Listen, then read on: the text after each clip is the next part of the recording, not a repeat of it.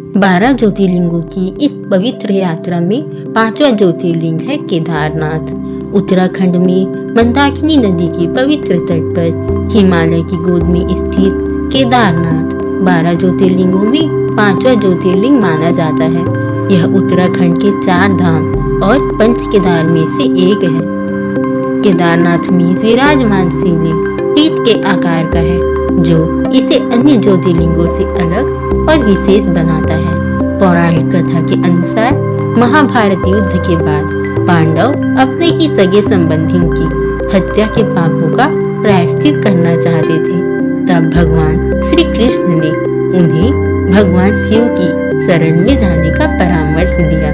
श्री कृष्ण के कहने पर पांडव महादेव के दर्शन और क्षमा प्राप्त करने के लिए काशी की ओर प्रस्थान कर गए।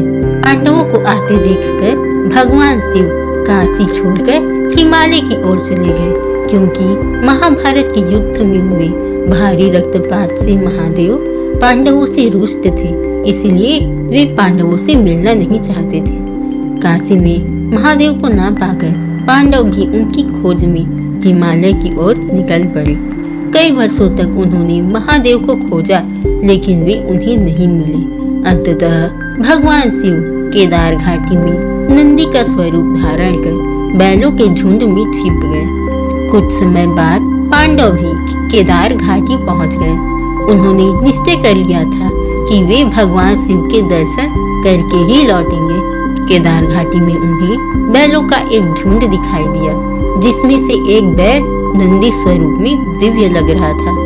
उसे देखकर भीम को यह संदेह हुआ कि कहीं ये महादेव तो नहीं। जैसे ही भीम ने उस बैल को पकड़ने की कोशिश की, नंदी स्वरूप में महादेव धरती में समाने लगे। तभी भीम ने कसकर उनकी पीठ पकड़ ली, लेकिन तब तक महादेव के अंग विभिन्न स्थानों पर प्रकट हो चुके थे।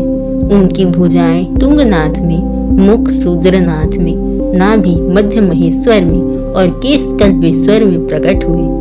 इन पवित्र स्थलों को आज हम पंच केदार के नाम से जानते हैं। अंततः भगवान शिव ने पांडवों को दर्शन दिए। उनकी दृढ़ संकल्प और भक्ति से प्रसन्न होकर महादेव ने पांडवों को उनके पापों से मुक्त कर दिया। पांडवों ने भगवान शिव से यह प्रार्थना की कि वे केदार घाटी में ही सदैव निवास करें। शिव जी ने उनकी प्रार्थना स्वीकार की और वहीं अपनी पवित्र पीठ स्वरूप में पंचम ज्योतिर्लिंग श्री केदारनाथ के रूप में विराजमान हो गए।